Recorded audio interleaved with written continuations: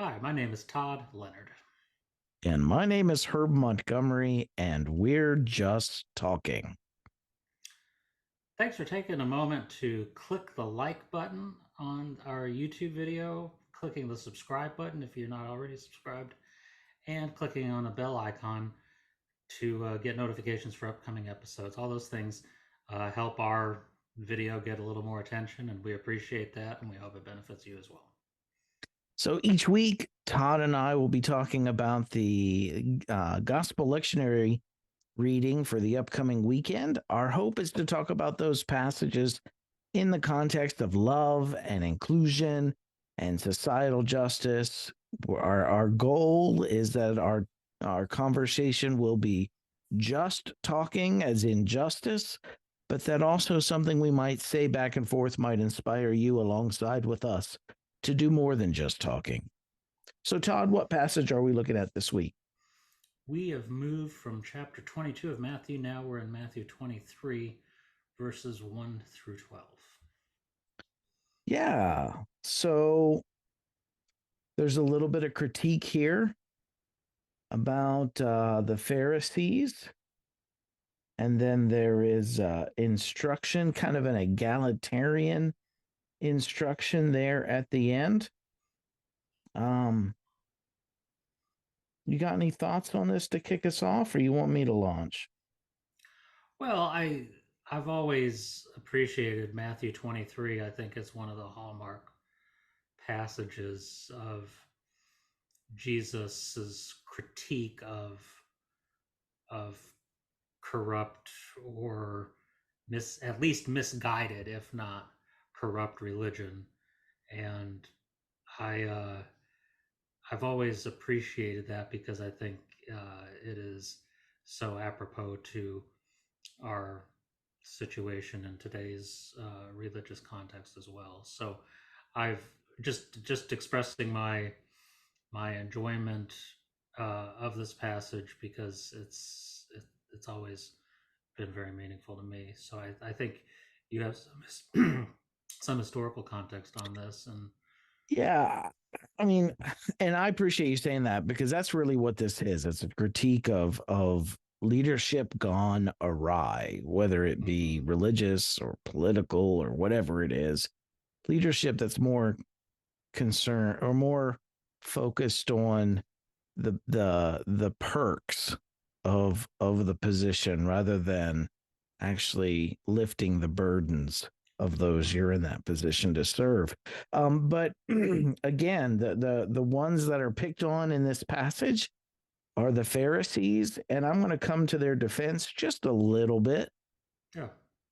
Um, we know that, well, most scholars believe that to the best of our knowledge, I shouldn't say we know that, but to the best of our knowledge, most scholars believe that the Gospel of Matthew was written after 70 CE. And the only power player still in existence after 70 CE was the Pharisees. Up until then, you had the Sadducees, you had the high priest aristocracy, you had the Pharisees, you had the Sanhedrin, you have all these competing forces for political power within the temple state and influence with the people. But after 70 CE, when Jerusalem is gone, the temple is no more. The only ones that survived that when the dust settled was the Pharisees. So again, this is one of those hints where it tells us that Matthew was written at a later date. That Jesus says that the Pharisees sit in Moses' seat. That would not necessarily have been an accurate uh, description of them during the time of Jesus, but it was very much so post 70 CE, Mm-hmm. them becoming the central leadership role. And it was the Pharisees that out of which that rabbinic Judaism evolved during that time, beginning in that time rather. So just a little bit of stuff. Once I mean, the text here is critiquing the Pharisees, saying that they bind heavy burdens on people's shoulders, but they themselves are not willing to lift a finger to remove them. That doesn't describe the Pharisees of Jesus's time very well. It would describe the Sadducees. And just a little bit of political history in Jesus's society. If you can think of it, it was much more complicated than this, and this is going to be oversimplified. But if you think of the Sadducees and the Pharisees, these two political parties that were vying for power and popularity among the people, the Sadducees were the rich, the wealthy class. The Pharisees appealed more to the working class, the have-nots. And the Sadducees had a much more conservative interpretation. This is going to sound, I know this is going to be contrary to what some of us are told about Pharisees, but the Sadducees were the ones that had the conservative, and I'll explain why in a second, but the conservative interpretations of Torah. The Pharisees were actually the progressive liberals. They were the ones that had the liberal interpretation of Torah. And one such example, Ched Myers brings this out in his book, Binding the Strong Man. It's a political commentary on the Gospel of Mark. But he talks about how in Leviticus, where it says that seed, once it becomes wet, it's unclean. And so you have to toss it out. Anybody that's done gardening knows that you have to keep your seeds dry. That's the intent of the passage there. But during the time of the Sadducees and the Pharisees, they didn't have irrigation in Judea and in Galilee and those surrounding regions. And so they were dependent on the rain to water their agricultural, fields. And in drought years, when there wasn't much rain, then they didn't get much grain and there was a lot of hunger. And what they would do is they would import the local grain that hadn't, let me back up, the local grain that there was a scarcity of, the price was jacked really high on that stuff, but it was clean. It hadn't come in contact with water. The Sadducees said that you couldn't buy Egyptian grain, the imported Egyptian grain, because Egyptians actually had an irrigation system where they watered their fields so that they would have an abundant harvest. And so they would export that grain to Judea and those areas. And the Sadducees would say, well, no, that's they had a much more conservative interpretation of the passage, saying that Egyptian grain is unclean. If you really want to be righteous, you got to use local, unirrigated seed. And it just so happens that the Sadducees owned all those farms, and there was some economic interest in having a monopoly on that grain. The Pharisees come in and have a more liberal approach. They said, no, you can still be righteous, you can still be holy.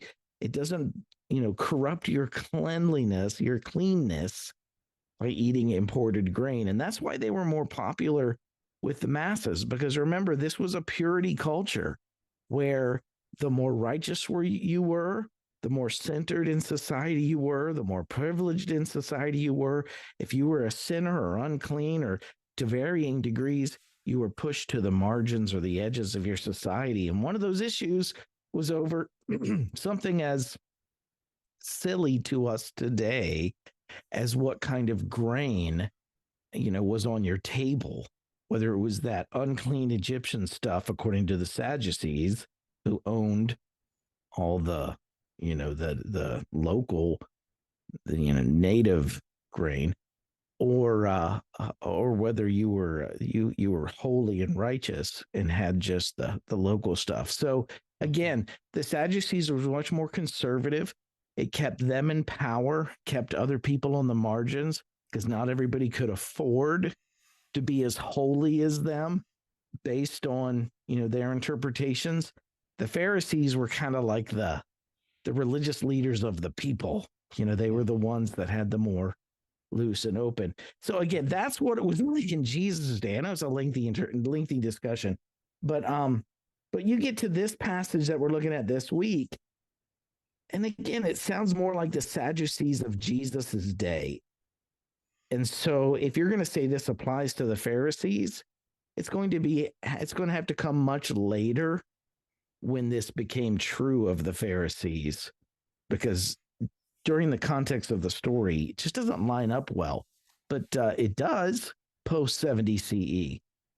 So And again, that's because the Pharisees post 70 CE saw themselves as the protectors of the Jewish faith, and not, that now they took on that role, whereas in Jesus times they were reformers of the faith rather than protectors of the faith. Now correct. after CE they go into this protecting of the traditions and the culture and the more taking a more conservative approach to things.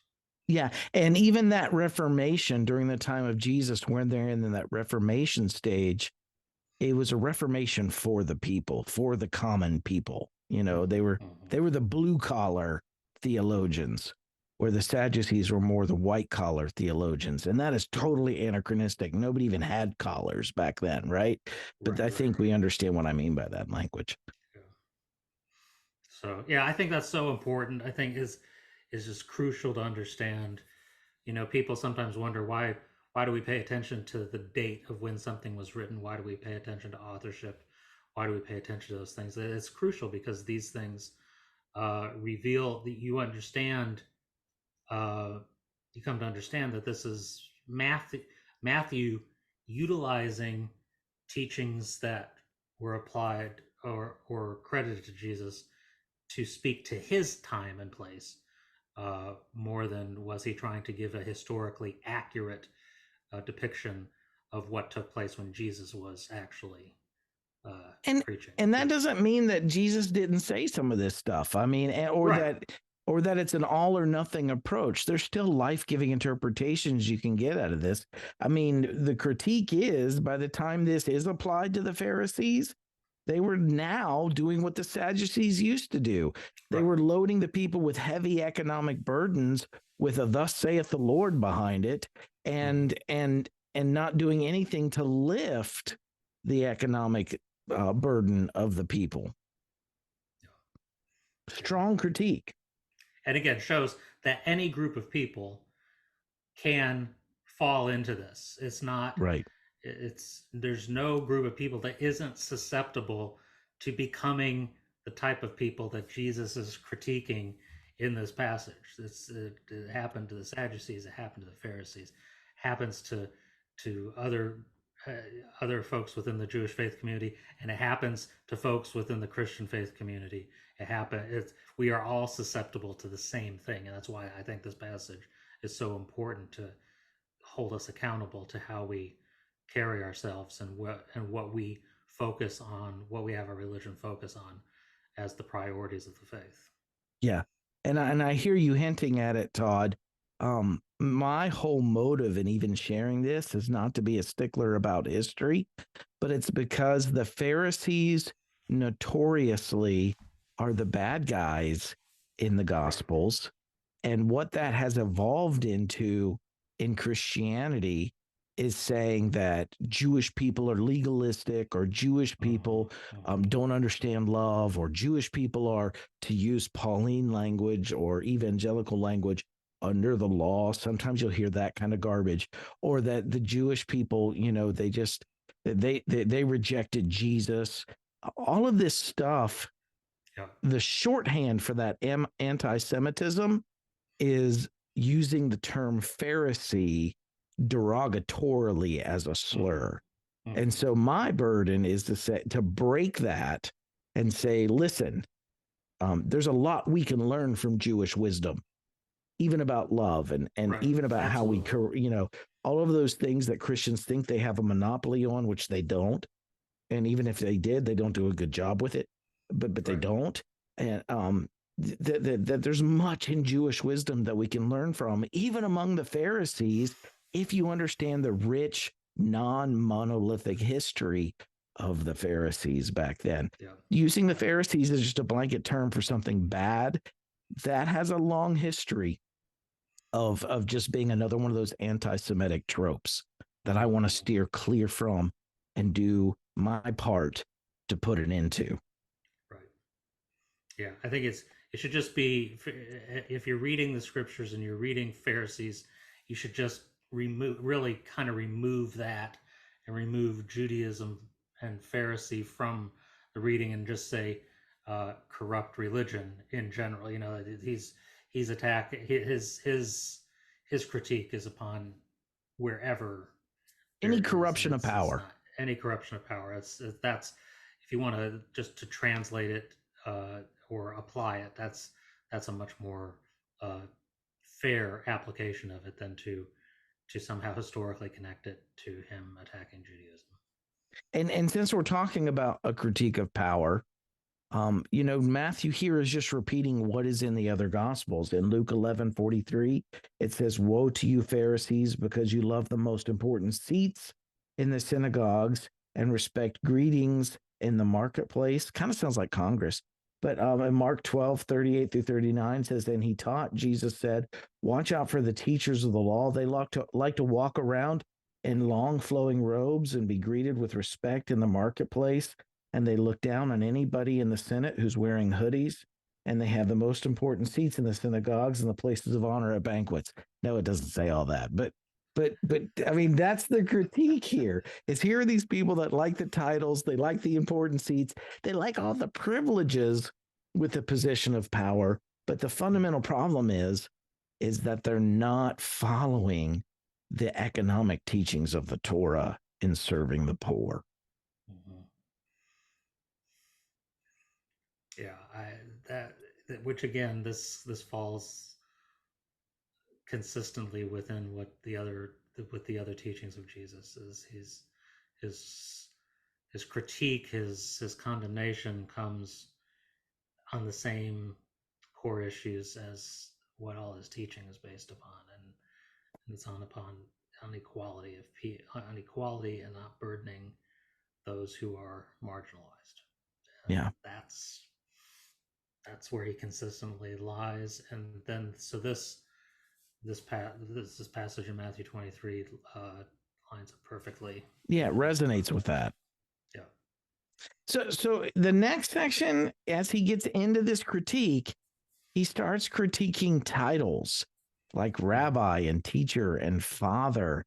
And this section has always puzzled me because it seems like, you're not to call anybody rabbi, you have one rabbi and you guys are all siblings. That's a very egalitarian statement. You're not supposed to have a hierarchy.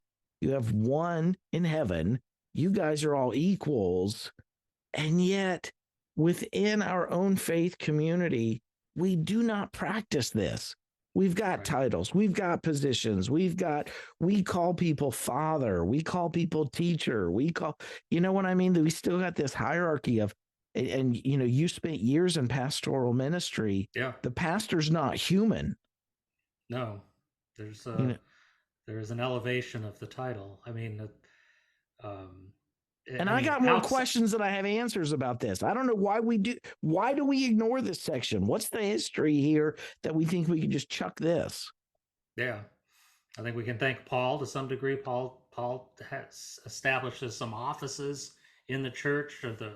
You have some of that, and so then those offices have titles associated with them. I don't think the Pauline discussion about roles in the church were necessarily designed uh, to Right. create a hierarchy, but at the same time, we do know that some of Paul's writings or their writings attributed to Paul were written significantly later as the church is maybe starting to wrestle with and become tempted into hierarchy, which it fully does after Constantine.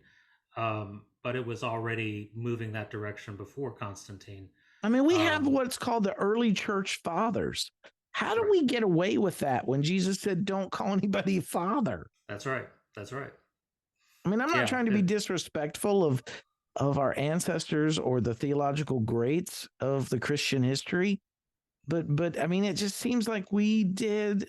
What gave us permission completely ignore these, and Yeah. it's not just in Matthew, it's in the others too. These sections Right. of the Gospels where Jesus is saying, don't do it like this. You're all siblings.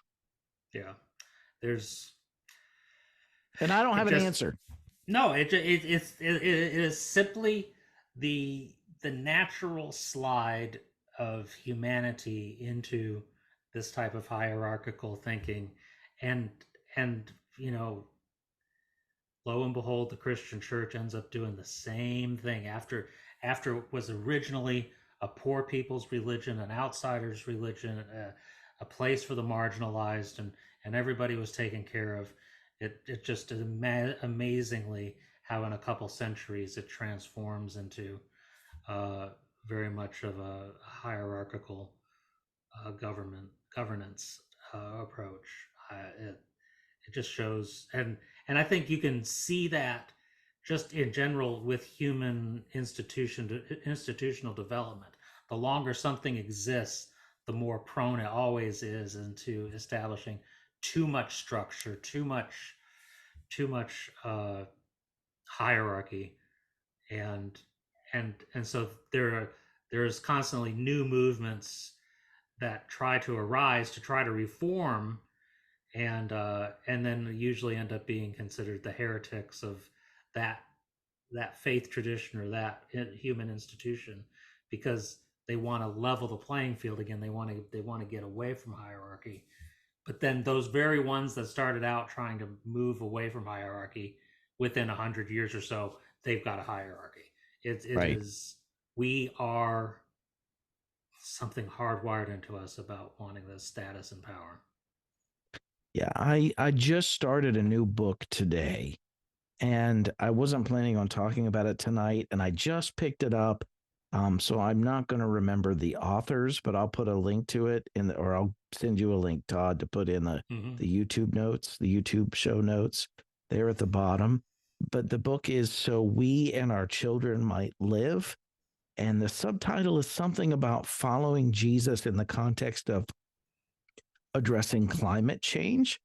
And the author in the first chapter talks about 3 degrees of systems. That there's our substructures, which is basically our food, shelter, how we obtain the things we need to survive. Mm-hmm. Then there's our structure, our systems, there's substructure, and then there's our structure, which is basically our politics. Are we socialist? Are we capitalist? Those are political economic systems. Are we communist? How do we divide up those Mm-hmm. basics elements of the substructure? And then above that structure, there's the stuff that justifies the structure. There's 3 levels, and the stuff that justifies the structure is our myths and our beliefs, like Mm-hmm. the horrible doctrine of discovery. That Mm-hmm. was a theology that justified the abuse of indigenous people. Mm-hmm. In our system, it justified our system, how we were Mm-hmm. taking resources and extracting resources. But my whole point in sharing that is that if we disregard passages like this in the Gospels, what that inevitably consigns us to as Jesus followers is just mimicking whatever system there is around us. We just become a reflection of that. And Jesus here, I mean, if you look at it in the other Gospels, in Mark, let me see if I can find it here because it's worth pointing out. Yeah, here it is. In Mark 10:41-45, when the 10 heard about this, they became indignant with James and John, and Jesus called them together and said, "You know that those who are regarded as rulers of the Gentiles lord it over them, and their high officials exercise authority over them. Not so with you. Instead, whoever wants to become great among you must be your servant, and whoever wants to be first must be slave of all," and that's been abused. But for Mm-hmm. even the Son of Man did not come to be served, but to serve. And again, that's been abused. I'll talk about that in a second. but he's offering a different structure. If we talk about those three levels, he's offering a different middle level. He's offering a different structure here Yeah. for his followers. And if we disregard that structure and just set up something that looks like everything else around us, I mean, I grew up in a faith tradition that honestly was incorporated and looked more like a corporate structure than the kingdom. You know what I mean? So, and again, I want to be very clear too, just very quick. I know I feel like I'm doing a lot of talking and I don't mean to, but that didn't come to be served, but to serve, and you have to be the slave of all. I do think that we're called not to positions of power, but positions of service. But at the same time, this has been used by people in power against people that are pushed or subjugated or put into subservient roles to cause them to be passive and just accept their servitude, their slavery, because that's what it means to be like Jesus. That's been done to women. That's been done to slaves. And I just want to point out that's an abuse. Well, that's how this passage has been abused and used to do harm. And the passage is vulnerable to that kind of use. So we need to be careful with it. There's nothing wrong with us serving one another. There is something wrong with subjugating one another. Right. But again, it's Jesus here in these passages is offering a totally different structure. And I don't know of any examples in Christian history where this was actually officially followed. Maybe some marginalized groups in Christianity or some groups on the edges, some fringe groups. But Christianity's never looked like that. Right. No, it's very hierarchical. Yeah, and I am just at a genuine loss as to why. What gives us the permission, I guess, to just ignore this? It seems pretty straightforward. Well, we've been documenting week by week passages of scripture that it seems like Christianity seems to ignore. It seems like we've done a pretty good job at That's fair. Pretty much doing what we want to do and spiritualizing it to make it look like it fits with Jesus when it has very little to do with Jesus. And it seems like this is just one of those places where and like I said, this is clearer than other passages about beware of taking beware about falling in love with titles and hierarchical positions. It's clear, straightforward. Doesn't matter. It's the same thing as reading the story of the rich young ruler, and when it's saying, and Jesus says, true. Sell all you give and sell all you have and give it to the poor. We say that's not literal, and this. So I mean, we just decide when we want to say something spiritual and when something's literal, just to fit our needs. Yeah, and even when we try, I have seen people try to accommodate this passage, but they use the phrase servant leadership, which is like servant hierarchy. Like the higher up you are, the more of a servant you are. But it's still a hierarchy. And I don't want to use the term anarchy because anarchy has been misdefined and has a bad connotation because of that.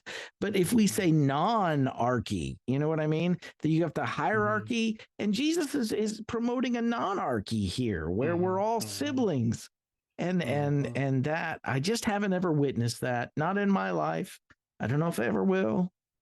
Even among house church movements, I know some house church movements that really preach this kind of stuff. But when you get into their structure, they've got hierarchies. Yeah. So I don't know. Yeah, I don't have an answer. I mean, if we were more egalitarianism, if we were more egalitarian, we wouldn't argue over which genders could be pastors. We wouldn't argue over which orientation could be members. We wouldn't argue over, well, there's a lot of stuff. People would be members based on their ethical practices, not where, and I don't know. I just, That's where it, and that, see that, and you're right, and you're coming, actually, I think, closer to an answer, because this has so much to do with who's in charge of orthodoxy, who's in charge of setting the Christian faith aright. And when if the group was focused on actually creating egalitarian society, if that was the mission of the church, to create egalitarian society, then we might really work at, because that's a pretty simple, straightforward concept, and it doesn't need a whole lot of education to teach that. It's pretty basic stuff. And but we've turned religion into this a religious teaching system, and the religious teaching system requires that there be some authority to say what teaching is right. what is right and what is wrong. That's why the church fathers, each Yeah. geographical location they were at, they were establishing their orthodoxy, and they were fighting with each other. And then Constantine brings them together, and the council sets up an orthodoxy, and then the hierarchy is enshrined. and it and it doesn't stop just within ecclesiastical boundaries. We are witnessing right now in the United States a scary rebirth of Christian nationalism, a surge of Yeah, Christian nationalism. Whenever we seek authority and power over people, rather than positions of service, but power over people and authority within our ecclesiastical faith communities, it doesn't stop there. We will always, that will always bleed out, and we will yeah, seek then political positions of power where we might dominate and rule over and yeah, enforce dogma also. And we yeah. see that happening every day now, Right. And yeah, and thanks to that's the dangerous, House. because that's because that puts the power of law enforcement in your hands. That puts the power of economic distribution in your power. It puts the military in your power. All those things become very dangerous. I mean, they're dangerous enough already in the hands of any human being, but then when you put it and align it with Christian nationalist ideology, it's just downright scary. And that's been what you just described, has been the majority of the history of the Christian religion. Once That's right. Christians get the power, they've got the police, they've got the state to enforce, and Yep. that has never produced good fruit.